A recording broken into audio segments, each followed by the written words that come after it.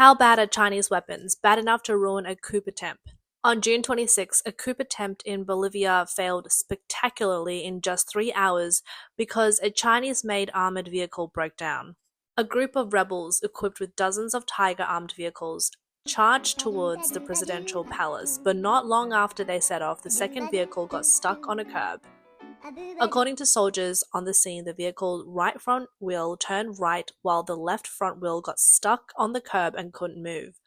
The steering rod broke, and several soldiers had to get out and kick the wheels. The vehicle behind couldn't pass, and it looked like the coup was doomed. Eventually, the first vehicle managed to reach the government compound gate, but it couldn't even break through the gate. In the end, a few soldiers had to get out and push the gate open by hand. Seeing this, the police quickly subdued the would-be coup leaders, thus a grand coup attempt was thwarted in just 3 hours, all because of an unreliable Chinese armored vehicle. The Tiger 4x4 armored vehicle, touted as being superior to the American Humvee, has unbelievably poor quality.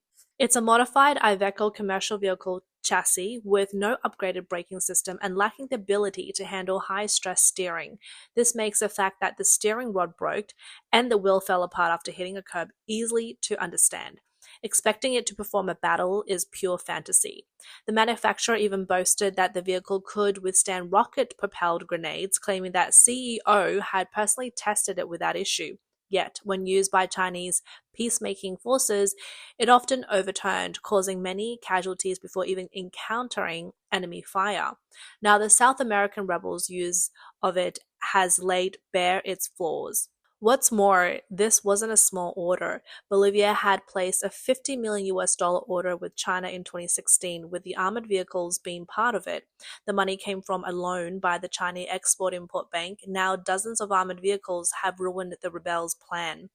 If this story gets out, the Chinese Communist Party's reputation will be tarnished. Other countries might start reconsidering buying Chinese weapons, fearing that they might fail at critical moments. South American countries, which aren't wealthy to begin with, were counting on these weapons to bolster their image. Now, instead of becoming heroes, they've become a laughingstock. Who knows how they might mock Made in China in private. Then there's Brazil. In March last year, when selecting 155mm self-propelled artillery, they didn't hesitate to kick China's SH-15 out of the competition, opting instead for Israel's Elbit system, Atmos artillery system. Why? Because Chinese equipped couldn't even meet its own advertised standards.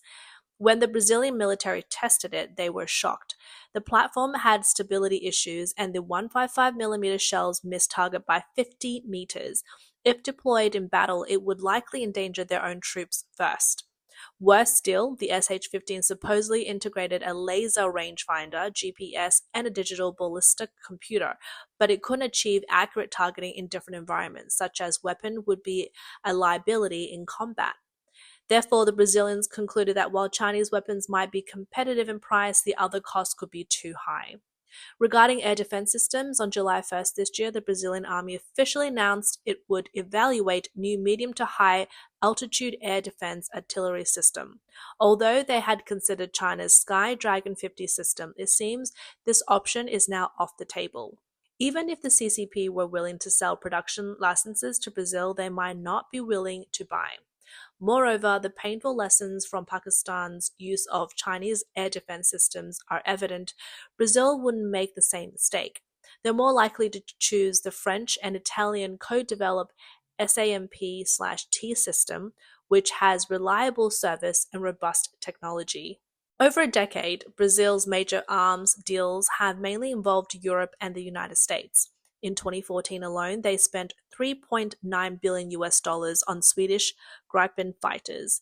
Earlier in 2008, they shelled out $10 billion for French submarines and agreed on a nuclear submarine cooperation. These were substantial investments, with technology transfers effectively bring aircraft and artillery manufacturing capabilities into their grasp. Today, Brazil can rightly be called a military power in Latin America. Unable to secure arms deals, the Chinese Communist Party tried to acquire Brazilian arms manufacturer Avribras. Who knows how much they spent? Such tactics might fool some in Africa, but not in Brazil. Even Uruguay, usually a low-profile country, dared to reject China's business. This dates back to late June last year. At the time, the CCP sent a delegation to Montevideo, the capital of Uruguay, specially to meet the Uruguayan president. Their goal, it was an attempt to sell their patrol ships. They pitched the ships with claims of protecting marine resources and combating illegal fishing, making it sound very attractive. The ships even had helicopter platforms as a cherry on top. But Uruguay isn't easily swayed. They reasoned that with global tensions high, using Chinese equipped in a potential US-China conflict would be awkward and risky. So they rejected the offer and instead turned to the Spanish shipyard Cardamar for two brand new patrol ships. Uruguay is known for its strong pro-American stance. The Chinese delegation's bold attempt to pitch their products and expect a positive response seemed overly optimistic. Uruguay clearly understands that Chinese weapons, aside from being cheap, have no other advantages. Quality issues frequently arise, and their reliability in critical moment is questionable. Not to mention, if they end up on the wrong side, they could face US sanctions. No one would want to take such a high-risk proposition. Peru, with its extensive Pacific coastline, has been eager to build a strong navy. This could have been a significant opportunity for China's defense industry, but they failed to capitalize on it. China Shipbuilding Industry Corporation submitted a complete design proposal for the project, confident that government subsidies would allow them to offer the lowest price. However, Peru wasn't interested. They refused to entrust their national defense to unreliable Chinese products and instead chose South Korea's Hyundai Heavy Industries without hesitation. In 2023, Peru signed a $463 million deal with Hyundai Heavy Industries, which included not just one ship but a whole fleet: missile frigates, offshore patrol vessels, and landing ships. The deal also came with design and technical support, significantly boosting Peru's naval capabilities. This contract far surpassed anything China had to offer. This decision was a major setback for China, highlighting that made in China couldn't compete with Korean quality in the South American arms market. Despite this failure, China continued to pursue Peru with offers of military cooperation. In January, they sent a group of officers to discuss joint military exercises and training with Peru's Ministry of Defense, clearly trying to gain influence from within. Such tactics might work on less developed nations, but Peru is not naive. They could see through China's intentions and weren't swayed by their overtures. China's future in the South American arms market looks bleak. South American countries understand that Chinese weapons, despite their low prices, are unreliable and could malfunction at critical moments. Allying with China could also lead to US sanctions. The risks are too high and no one wants to invest in such unreliable products, especially when China also often attempts to infiltrate their military. The situation clearly shows that even South Korea can outcompete China in the Peru issue. At this rate, China's defense industry might soon find itself unwelcome in all of South America. Southern Peru neighbor, Chile, is also a long and narrow country along the Pacific Rim. They have a big demand for naval forces because of their strategic position near Antarctica. The Chinese government put a lot of effort into building a defense relationship with Chile, but unfortunately their plans fell through. In 2018, while Chile needed an upgrade in its Type 209 submarines, China eagerly joined the bidding. However, Chile chose Germany instead, trusting Western technology and support more. Even after this setback, China didn't give up. In April, they organized a Western Pacific Naval Symposium in Qingdao and invited the Chilean Navy commander, clearly trying to draw Chile closer despite its location in the Eastern Pacific. But the Americas are basically the US backyard. It would be like playing with fire if China tries to stir up trouble there. Besides, Chile's proximity to Antarctica makes those waters a hot spot for global powers. It wouldn't be allowed to fall under Chinese influence without US intervention. China's Deep Space Station in Argentina, the Espacio Lejano Station in Neuquén, ostensibly for space exploitation, is actually a missile base aimed at the US, according to the US Southern Command.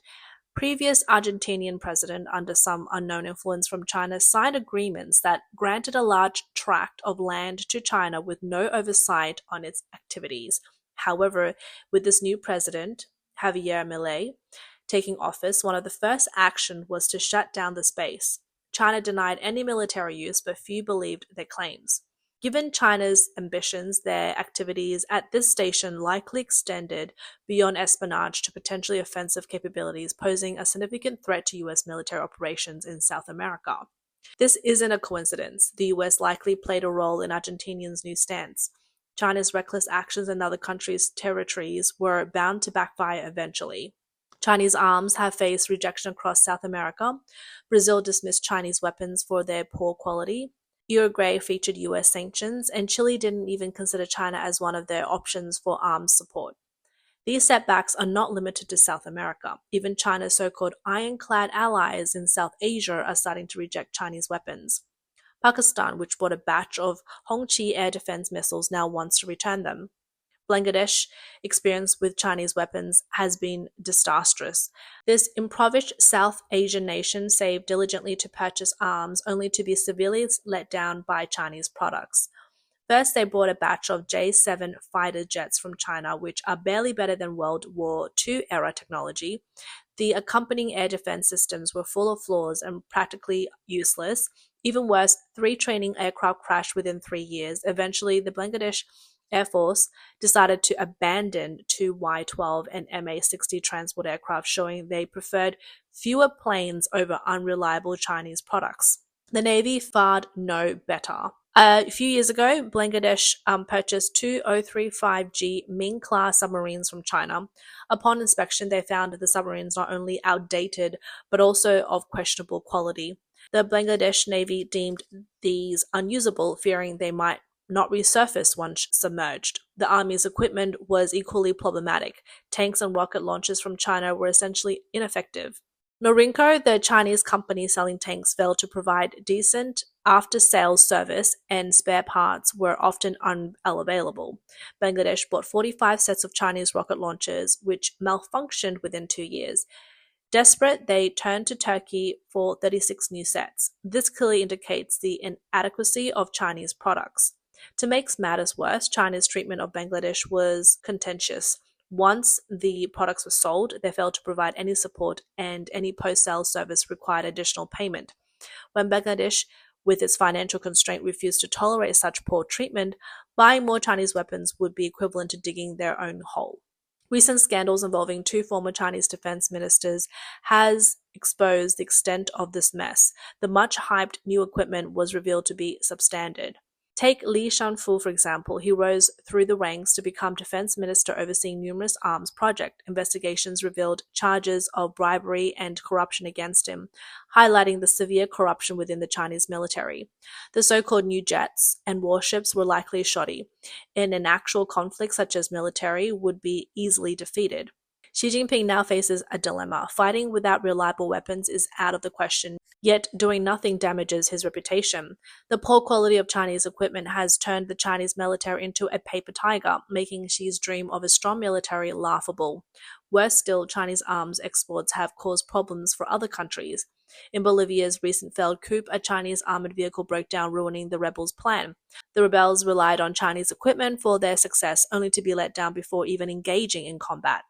Now, not only is the Chinese military in disarray, but China's ambitions of selling arms and forging relationships through these sales have also been shattered. China's reputation has been thoroughly tarnished on the global stage. This situation reflects the nature of the Chinese Communist Party. Internally, they rely on repression, and externally on bluster. Despite appearing formidable, China has become hollowed out. The international community has now seen through this facade, and no one is falling for it anymore. All that talk about a powerful nation and the strong military dream is thus basically nonsense. A regime that can't even manage its own military properly expects to protect its citizen. That's just a pipe dream. It seems that Xi Jinping's so-called strong military dream is impossible to be realized. The CCP, plagued by corruption and incompetence, has undermined the country's foundations. This debt will eventually come due, and when it does, no one can say they weren't warned beforehand.